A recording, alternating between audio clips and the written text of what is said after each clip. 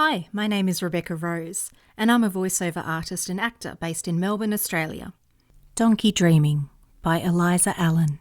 If it seems strange to take a 10-year-old child into the Australian wilderness for a year, it is perhaps stranger yet to begin a travel story in a McDonald's restaurant.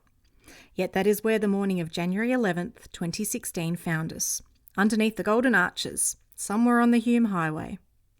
As Zadie fiddled with the last of her stale fries, I pondered the irony of it, and decided it fitting that our journey was to begin here, a last dance with civilization and the consumer society that I had deliberately set out to escape. Snowball the Pony by Enid Blyton. A tiny pony stood by his mother in the corner of a field. He was so small that he wasn't much bigger than a big dog. He had no name yet. The farmer he had belonged to meant to sell him, so he hadn't bothered to give him a name. He was black all over, as black as soot, and he had a nice long tail that he could whisk about, and bright eyes that noticed everything. His coat was like black satin, and his nose was as soft as velvet. Wild by Cheryl Strayed. It was my life, like all lives, mysterious and irrevocable and sacred, so very close, so very present, so very belonging to me. How wild it was to let it be.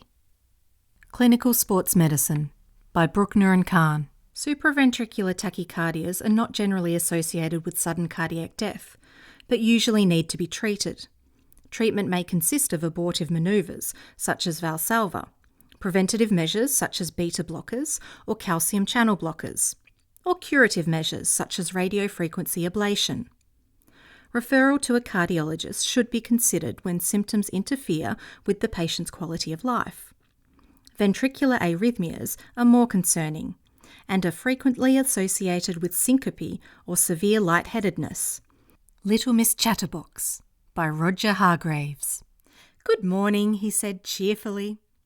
"Well," said Little Miss Chatterbox, taking a deep breath, "for the time of year it is a good morning, but not as good as the morning we had yesterday, and I dare say tomorrow morning will be an even better morning, but it's quite a good morning for a Monday morning, and she went on and on and on until it was time for the bank to shut. Last Chance Saloon by Marion Keyes. They spent every evening together, where they'd lie on her single bed and kiss each other for hours. Long, hot, probing kisses. Him half on top of her, the weight of his body both frightening and delicious.